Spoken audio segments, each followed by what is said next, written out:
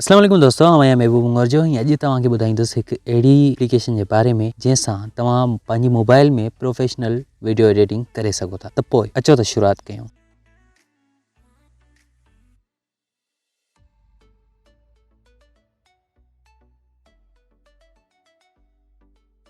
दोस्त सब खां पहिरीं तव्हां वञो प्ले स्टोर ते ऐं प्ले स्टोर ते सर्च कयो एडोब ब्रश। जेकॾहिं तव्हांखे मिले थो त तव्हां आसानी सां इंस्टॉल कयो, या वरी गूगल ते लिखी करे सर्च कयो एडोब ब्रश ऐं उनजो जेको लेटेस्ट वर्जन आहे उहो त तव्हांखे मिली वेंदो। ऐं उनखां पोइ तव्हां उहो एपीके पंहिंजी मोबाइल में इंस्टॉल कयो। इंस्टॉल करण खां पोइ एडोब प्रीमियर रश तव्हांजे साम्हूं कुझु हिन तरह जो इंटरफेस ॾींदो। कुझु लोडिंग करे रहियो आहे। यूअर प्रोजेक्ट मथे लिखियलु आहे ऐं हेठि प्लस जो बटण आहे। हिते लिखिजी वियो क्रिएट न्यू प्रोजेक्ट जो बटण मिलियो ऐं जीअं क्रिएट न्यू प्रोजेक्ट ते आउं क्लिक कंदुसि मुंहिंजे साम्हूं कुझु लर्निंग जे हवाले सां एडोब मूंखे लेसन ॾेई रहियो आहे। बहरहाल हुनखे ओके कंदासीं। हाणे असां फ़ोटोज़ एंड वीडियोज़ ते क्लिक कंदासीं ऐं उनखां पोइ तव्हां को वीडियो खणंदासीं। मिसाल तौरु हिनखे हिते तव्हां पंहिंजे प्रोजेक्ट जो नालो ॾेई सघो था। बहरहाल मुंहिंजो अनटाइटल्ड आहे ऐं क्रिएट ते क्लिक कयो। ऑटोमेटिक हीअ हुन वीडियो जे हिसाब सां तव्हांखे हिकिड़ी सीक्वेंस ठाहे ॾींदो ऐं तव्हांखे अहिड़ी टाइम लाइन मिलंदी जिते तव्हांखे थंबनेल आराम सां ॾिसण में ईंदो त कहिड़ी जाइ ते तव्हांजो कहिड़ो थंबनेल आहे।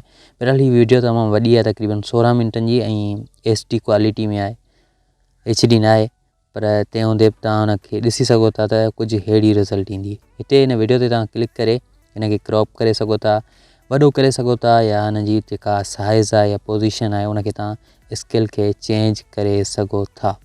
बहरहाल मां हुनखे थोरो हिन तरह जो करे थोरो वॾो रखणु चाहींदुसि। मिसाल तौरु इहो स्क्रीन में फुल नज़र अचे।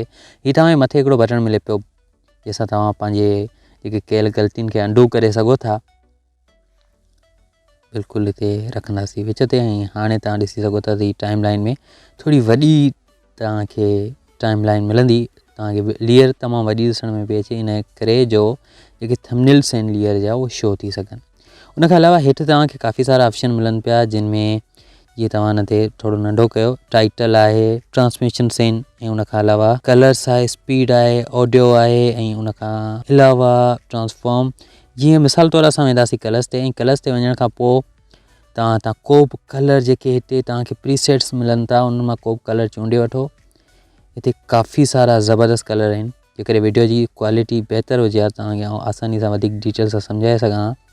बहरहाल उनखां पोइ हिते तव्हांखे ॿिया बि ऑप्शन मिलनि था कि तव्हां हिते हिनजो एक्सपोज़र जेको आहे वधाए घटाए सघो था, कंट्रास्ट खे वधाए घटाए सघो था, हाईलाइट करे सघो था ऐं शेडो आहे वग़ैरह वग़ैरह। हुन में काफ़ी सारा ॿिया बि ऑप्शन आहिनि।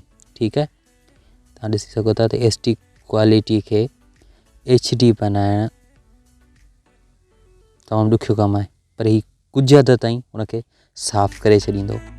काफ़ी सारा दोस्त चवंदा आहिनि त HD क्वालिटी खे असां SD क्वालिटी खे मोबाइल वारी वीडियो खे असां HD में कीअं तब्दील करियूं, त भाउ कॾहिं बि कोन्ह थींदो। फ्रेम वाइज़ तव्हां करणु चाहियो त करे सघो था, हिकिड़े फ्रेम खे अप स्केल करे, बाक़ी वॾी ॻाल्हि आहे कोन्ह थी सघंदो।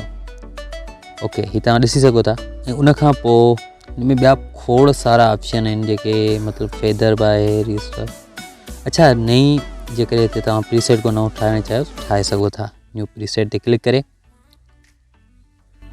तव्हां ॾिसी सघो था प्ले थी रहियो आहे कुझु हिन तरह जो ऐं तव्हांखे बिल्कुलु एडोब प्रीमियर प्रो जा पार ॾींदो। जेकॾहिं हिते तव्हां को प्रोजेक्ट ठाहियो था ऐं पंहिंजी मोबाइल में सेव करे ऐं उहो प्रोजेक्ट तव्हां जेकॾहिं कंप्यूटर में एडोब प्रीमियर रश या एडोब प्रीमियर प्रो में ओपन करणु चाहियो त करे सघो था।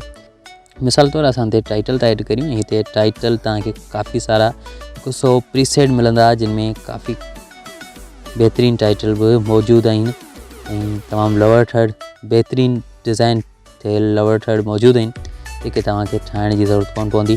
बसि तव्हांखे रुॻो रीनेम करे उन्हनि ते पंहिंजी टेक्स्ट लिखणी आहे। ओके, ग्राफिक्स ऐं हीअ आहे मेन टाइटल। हेठि तव्हांखे लिखणो पवंदो सब टाइटल नंढे अखरनि में वॾनि अखरनि में। हिते तव्हांखे ॿिया बि काफ़ी सारा ऑप्शन मिलंदा जिन में आहे लेयर स्टाइल, फ़ॉन्ट ऐं लाइन स्पेंडिंग ऐं उनखां अलावा ॿियो आउटलाइन आहे, शेडो आहे वग़ैरह वग़ैरह। कलर तव्हां हुनजो को चेंज करणु चाहियो करे सघो था ऐं हिते तव्हां हुनजो स्टाइल चेंज करे सघो था त शेप कहिड़ो हुजे, मतिलबु त जेको हिन बटण वारे शेप में आहे हिन वक़्तु। हिते असां टेक्स्ट खे चेंज करे था वठूं। मिसाल तौरु सिंधी वीडियो जे लाइ वीडियो ठाहे रहियो आहियां त हिते लिखंदासीं सिंधी ऐं हेठि स्पेस वीडियोस।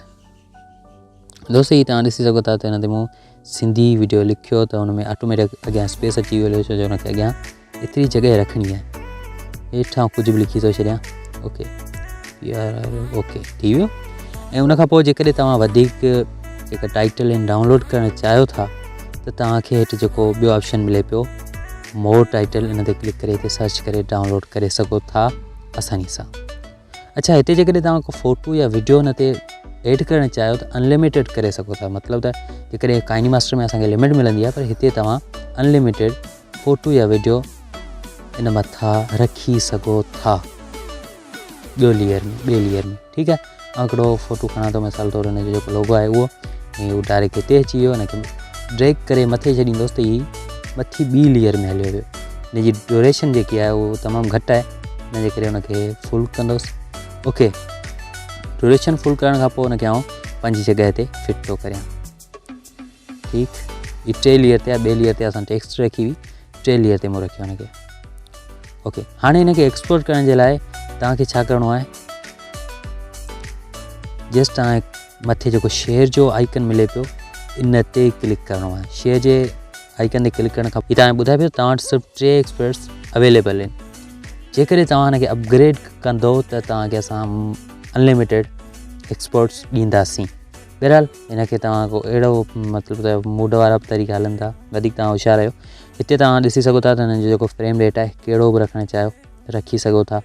हुनखां पोइ एक्सपोर्ट ते क्लिक कयो, कुझु देरि वठंदो, पर जेकॾहिं हिनखे तव्हां बैकग्राउंड में एक्सपोर्ट करणु शुरू कंदो त ही ॿुधाए पियो त system storage is slow, sum features may be not work. Okay, कुझु फीचर कमु कोन कंदा, पर बैकग्राउंड में हली रहियो आहे, मथे तव्हां ॾिसी सघो था। हाणे जेकॾहिं तव्हां हिनखे मिनिमाइज़ करे छॾियो ऐं पंहिंजी मोबाइल सां ॿियो को कमु करियो तॾहिं तव्हांजी वीडियो रेंडरिंग थी रही हूंदी, जंहिं महिल चाहियो ॾिसी सघो था।